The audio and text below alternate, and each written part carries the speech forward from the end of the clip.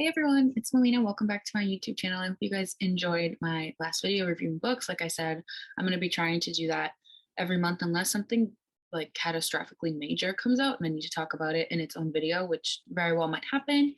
You should expect one in March to recap February. And I've probably read like 5 or 6 books so far. Hopefully I'll have a couple more done by then to talk to you guys about. I've definitely read some good ones and some not so good ones, so be on the lookout for that. So today I'm going to be doing something that I've actually never done, and that is reading my own poetry out loud. So for those of you who don't know, this is actually my first book that I ever self-published. It's very, very tiny. It's very cute. It's called The Rediscovery of Light. It's a collection of poems. It came out in, I want to say, like November or December of 2018, which means it's like 3.5 years old, which is crazy. I was 20, I was still in college when it was published, and it's really just about like me going through heartbreak and discovering that. There's even like a little picture of me. Can't really see because of the light. There's a little picture of me on the back as a sophomore in college. So, and this is one of the first copies, so it's the bio and the picture have been updated. For example, it says that I'm currently pursuing my bachelor's degree in psychology at Florida Atlantic University. No, I'm not. I graduated in 2019. Okay, so I'm going to start with reading the little blurb on the back, and then I'm just going to kind of read through and see what happens. So the blurb says, I don't think it's a coincidence that I was born in the Hebrew month of Iyar, a month known not only for the blossoming of flowers, but also for the appearance of light. I was born in April, for those of you who don't know, April 28th. I believe all children carry a certain kind of light unparalleled to anything else we see in the world, because of their innocence and their pure hearts. Unfortunately, we all encounter situations that have the capability of robbing us of this inherent light and of plunging us into darkness. This is the story of how I lost my light, and also the story of how I found it again. Not bad. And you can find this on Amazon. You can also find it on my website for signed copies. I will link both of those below. Okay, I'm a little nervous to read these out loud. The dedication says, to everyone who has ever moved me to feel something deeply, love, joy, sorrow, rage. From you, I draw inspiration for my art, which is true. If you ever make me feel any extreme feeling, I will probably write about it and then sell it and use it to make money. Okay, so, oh, there's a foreword. Okay. So it says, the past 3 years of my life have been extremely interesting to say the least. I've been exposed to many experiences, whether they've been new scenarios I had to confront during this time period or old memories I had to acknowledge were affecting me in the now. It's been quite a journey. To most people who know me, this might be somewhat of a surprise. Maybe that's because I don't look like what I've been through. I've been vaguely open on occasion about my experiences on social media, but other than that, it's rare that I open up to the people outside of my immediate circle about what I'm going through. But I want people to see that just because things look bleak doesn't mean they always will. That's a word. Now, on the other side of the pain, I can see what kind of person it all made me into and what kind of person I'm still being made into. I can appreciate the hand of God moving even in what seems like the darkest parts of my life. I've compiled poems written over this time period in an attempt to finally release everything that used to weigh me down. I do this knowing that future problems will still arise and future tears will still be shed. Yes, they certainly will. Despite this, I take comfort in knowing that on the other side of grief lies beauty. I aspire to consistently find myself in a place where I'm always seeking to rediscover light, where it seems to have gone missing. I hope in reading this you can do the same. I don't remember writing that, but I feel like I really needed to hear that now. I think I'm in a place where a lot of things I thought are not necessarily what they thought, and I'm kind of rediscovering what my light looks like, part two.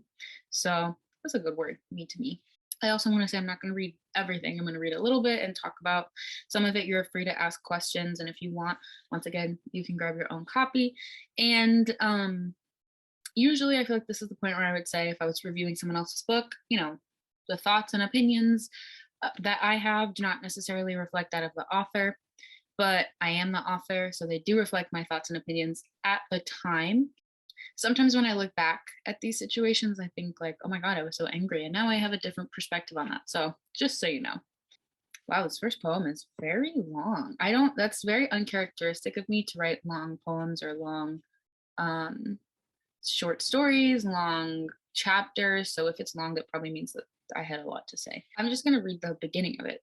In the beginning, I was broken. Before my mother, I'm just going to read the beginning of it. It's called In the Beginning. In the beginning, I was broken. Before my mother ever carried me in her womb, before she ever brought me into this world, I was broken. I was fated to fall, and I was imperfect.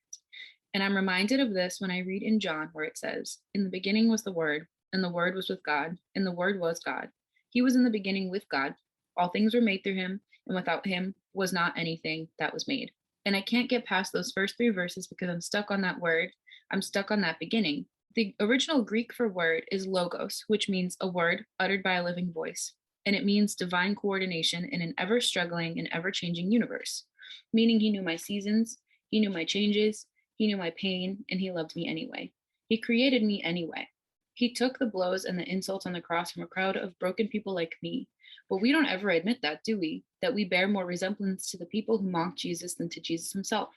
That our words kill, and our actions crush hearts with their cold fingers. Our sin sucks the life out of the world around us. We are like them, ignorantly taunting the Messiah with the things we do contrary to his will, with the audacity to act shocked when things fall apart outside of it. We are those Roman God.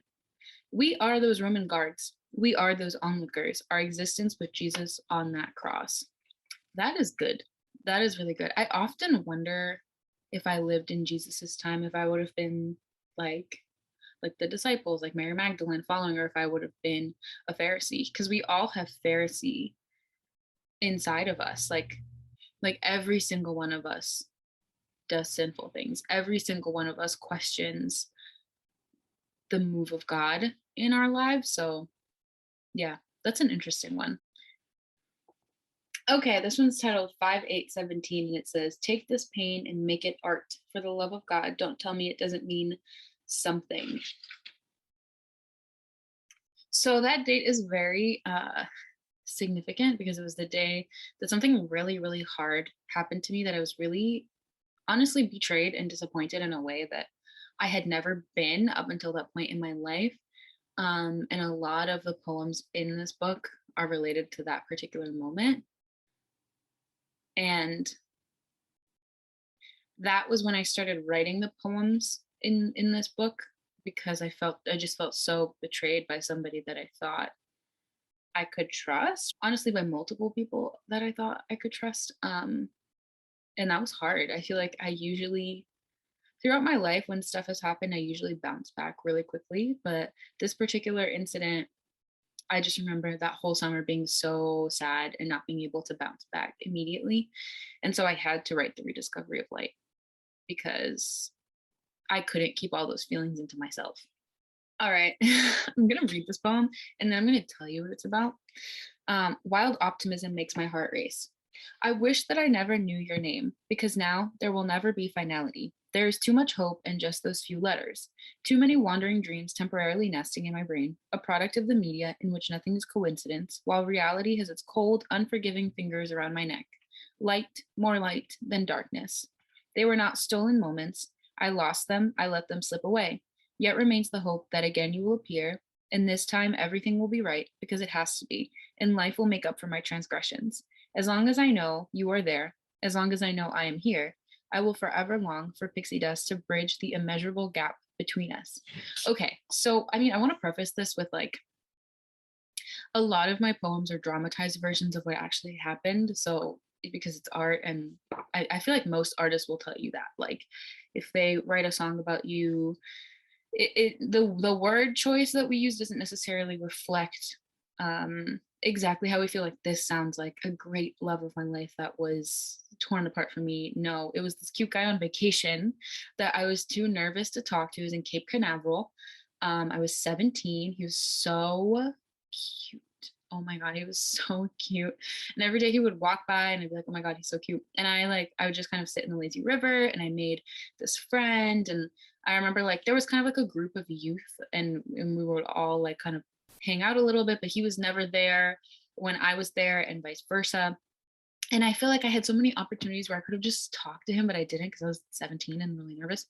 And then there was the day after I left, my friend who had stayed Her name was Ashley. She was sitting in the hot tub and he came up and was like hanging out with them.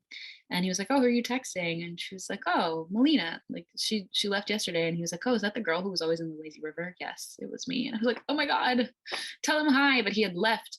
So yeah, his all I really know is that his name is Dylan and he's from New York.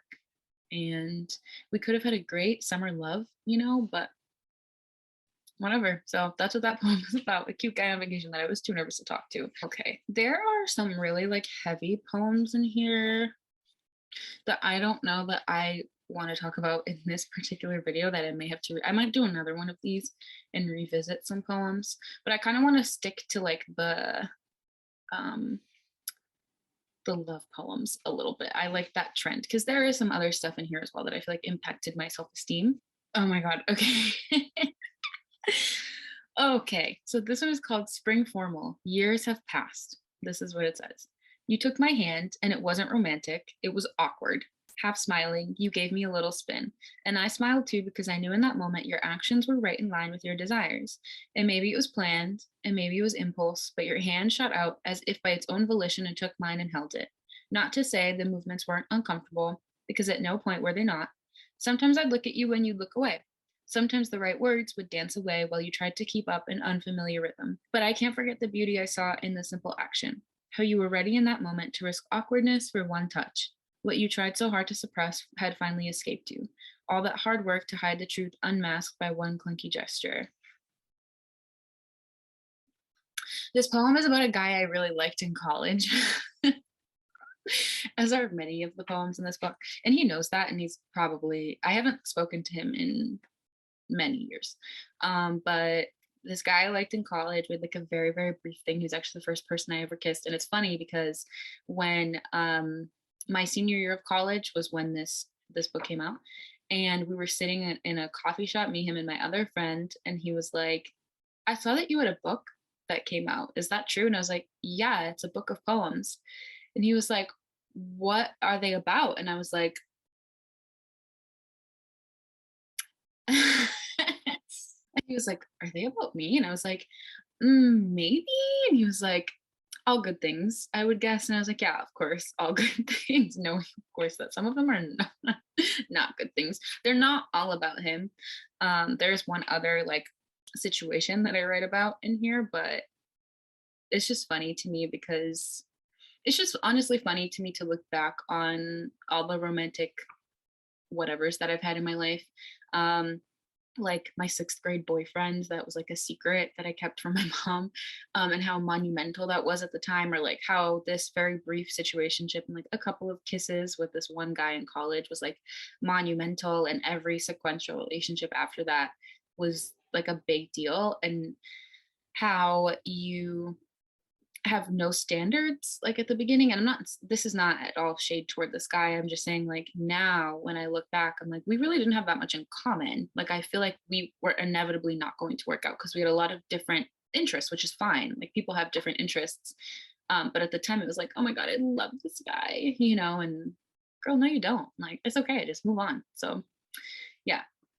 I have found a poem that is not as nice as the one that I just read. It's called Some Call It Desperation. Let me see. Yeah, it goes on to the next page. It says, I think you could use a nice kick to your perfect teeth. The shock on your face would be worth the soul crushing torment you call small talk. And you could also learn some better manners. You could learn to never leave a lady confused, to tell her one thing and act another way, to kiss her one day and act like you regret it the next, pretending it's justified because you're such a nice guy and you're doing it for me. Oh, really? I think you're just doing it for you. You're selfish because you won't let me decide in what circumstances I'll place my own heart to be potentially broken. Oh my God. This is so 19 years old. At the end of the day, you're just scared of lost innocence, of labels and images, of where other people tell you you're supposed to be in life. God, I want to punch you right in the throat, because then you'll have a valid reason as to why your grown adult vocal cords aren't working to tell me how you feel, instead of pretending you don't feel it, instead of catching yourself when you get too close to letting on.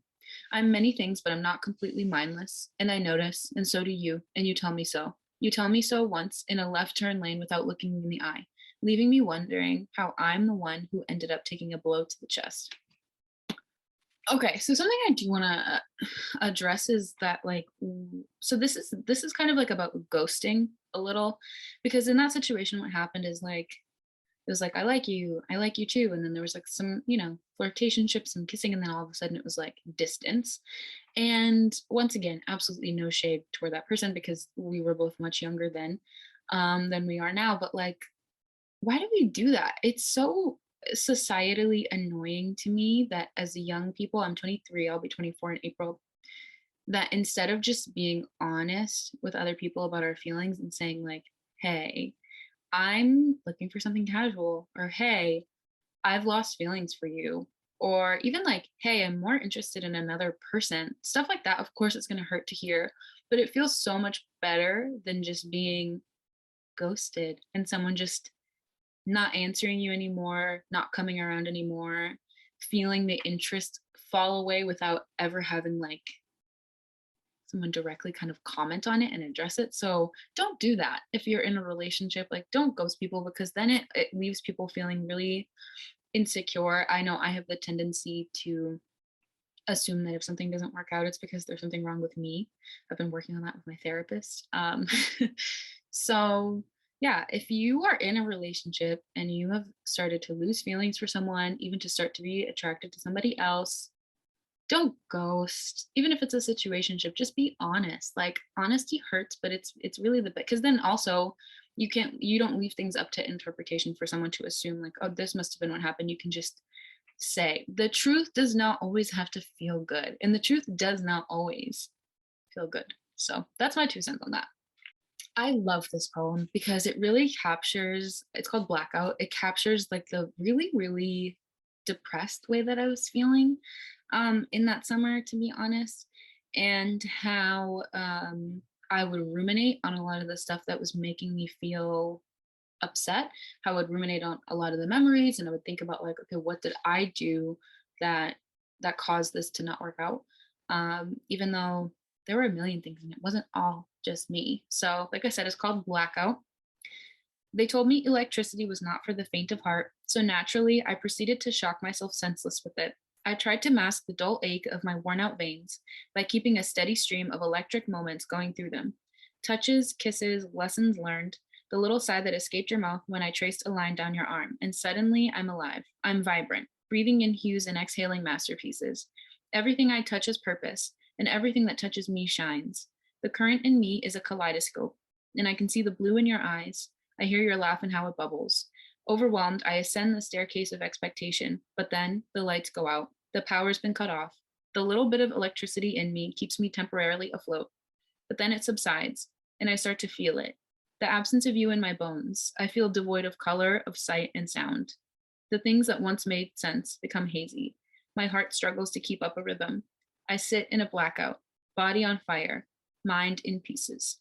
Okay, so once again, I know that that's really dramatic, but it is very much how I felt. And I think also a cool part of this poem is that it really highlights like I knew things weren't going to work out with that guy. Like there have been situations in my life where going into it I was like this is not going to work out, and I know, but still I would rather, well at the time I would rather have someone in my life than not. Like I wasn't mature enough to realize it's better to be in no relationship than to be in a relationship that you know isn't right for you.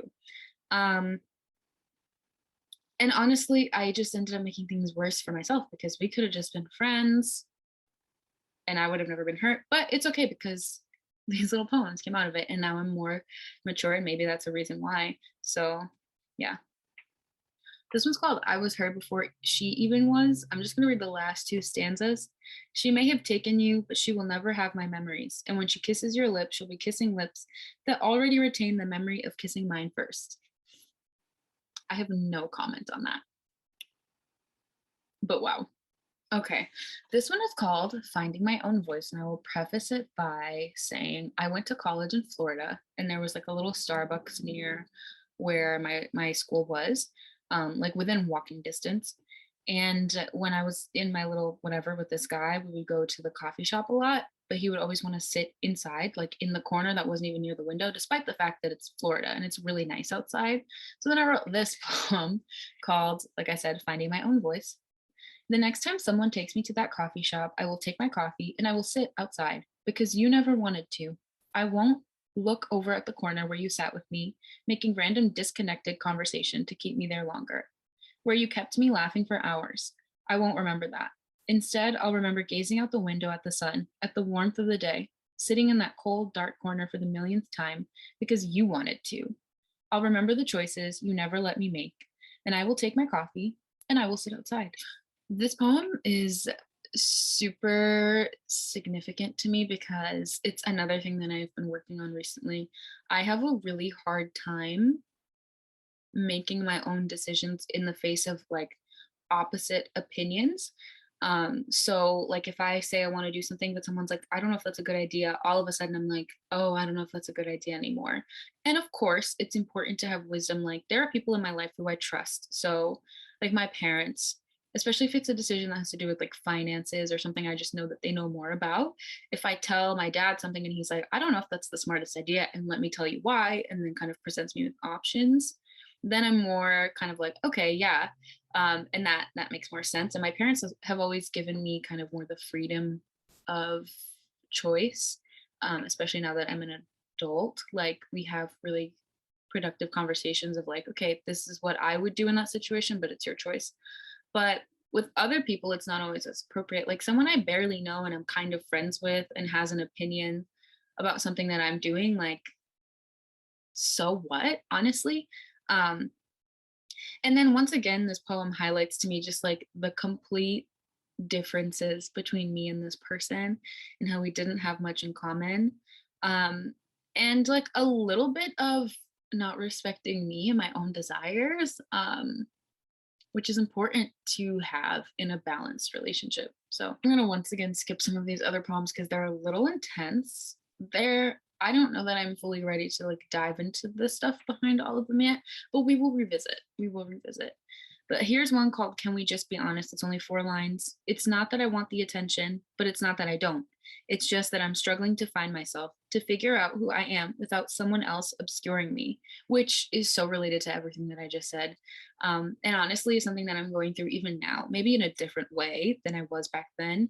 I think my kind of difficulty, if you would even call it that now, doesn't really have so much to do with relationship as it just has to do with like career and what I'm supposed to be doing next. But it is hard because people have all these expectations of you. And sometimes you feel like an imposter, and sometimes you feel like you can never live up to that. And sometimes you feel like you don't want to live up to that. Like sometimes people have dreams for you, things that they think you'd be really good at, and you're like, I don't want to do that. Like I recently have begun the process of a career shift because I was like, I'm not happy where I am. And I had to be really selective about who I told. Like people obviously that I once again trust, like my parents and people like that. But you have to be careful who you share stuff with because the wrong person might completely convince you out of something that, in my belief, like God wants you to do next. But even if you don't believe in God, like I think there is something to a gut instinct that you have about a situation. And if you're not careful, other people can completely derail you from whatever that voice is telling you to do. Okay, this is one called Redemption Part 2, which obviously implies there is a redemption Part 1, but this is a good one because I think it just um, really highlights the process of healing and how when you're really healed, you almost don't even notice because it's almost like you're not thinking about the things you needed to heal from as much. So I really like this poem for that reason. Um, I don't know how I got out. I don't remember at what point the darkness slipped out of my eyes or the heaviness off of my shoulders, and it probably wasn't easy or immediate. It definitely wasn't all at once. It was a slow process, a slow longing toward something greater. You see, I had forgotten who I was. I told my autobiography through the narrative of what other people thought of me. And when that was removed from me, I couldn't even point myself out of a lineup of strangers. But the light was shining above me, pleading with me to let it help me out. And it hurt to drain the poison. It hurt to let it go. A piece of it still remains now, and it stings me upon its exit. But I realized along the way that my sorrow was poured out so that I could overflow with peace. Period.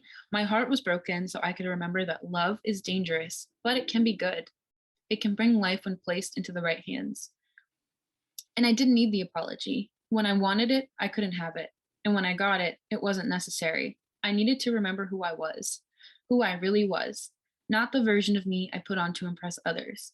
I found myself in the pain, in my struggle for it to release me. I found true redemption then, not in the face of another, but in the stillness of my own heart. That is good to me, okay? That is such a word. And it's funny because I don't like, I think people think I remember what's in my books a lot more than I actually do. But sometimes I read stuff and I'm like, that's really good. That was a really good thing you just wrote. And that is ministering to me right now, let me tell you. But like I said, that's been like a lifelong struggle for me to try to figure out who I am and detangle that from who other people think that I am, or from what other people have said to me, whether it be positive or negative. And I believe that true redemption comes in like giving your life to God and letting him lead you. But I also think in that he will lead you more toward like who he created you to be. And it's really easy when you're in situations, because like with this situation in college, I not only lost like this guy I really liked, I also lost an entire group of friends, all revolving around like things about me that weren't even true, and that was really hurtful. And that made me really question, like, am I a good person? And I think there have definitely been times, like especially in college, where I was very unhinged and was not always the kindest person.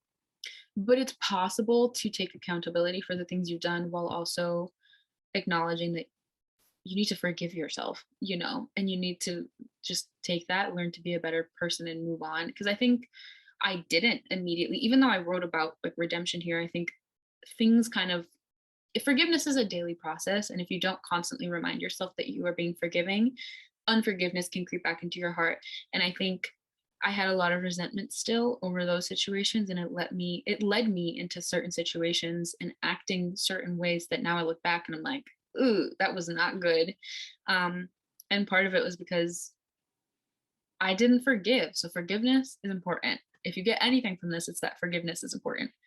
And then I have this little like thing right here. It says Eu vi o mundo pelos olhos das estrelas, and it just basically means, it's in Portuguese, it means I saw the world through the eyes of the stars. And when I'm at my healthiest, this is how I feel like I see life. I see it from like a kind of bigger picture perspective. I feel like I'm getting there in life right now. Um, and I see it more as like everything is working together to be where it needs to be, rather than this particular moment is so painful that I can't think of anything else. And to end off on the kind of like a love note that has run through this poetry book and that one situation, my last poem is called Gratidão. It means gratitude in Portuguese. And it's me saying thank you to a lot of people who had either put me into a bad situation or brought me through bad situations. And there's this one paragraph, that's this one stanza that says, to the boy who broke my heart at 19, thank you too, for showing me how to channel my pain into art, for bringing me out of my shell and forcing me to confront the fact that just because it went wrong once doesn't mean it will be wrong every time. You showed me exactly what it is that I don't want. So thank you for that too. And I think that that's a really important lesson to take away as well, not just forgiveness, but also gratitude, because even the most difficult of situations show us something about ourselves. Like, I think back then I was just so desperate to be loved that I would have accepted anything. And I did over the course of like that year and a few years after as well. Um, and it really takes like loving yourself and knowing that there's something like worth loving in yourself. And like I said, just because it went wrong once or twice or three times or four times or five times doesn't mean it's always going to go wrong. And I still haven't found like the person that's the person for me, but I believe that I will, and that I've learned a lot about what I want in someone and also what I don't want. And like I said before, what I don't want in someone doesn't always necessarily mean that that person is bad. Sometimes it just means like that person isn't for me, because we all have different interests, different whatever. So that's been me reading and reacting to the Rediscovery of Light. Feel free to drop any questions below. I'm probably going to be doing the same thing with Neither Sun Nor Stars at some point. I don't know when, maybe some of my novels as well, and be on the lookout because hopefully I'm going to have a historical romance coming out in the next like couple of months. So let me know if there's anything else that you guys want me to like read for my month in review books, or any questions that you have about like the writing process, self-publishing, whatever. Thank you for tuning in, and I will see you next week.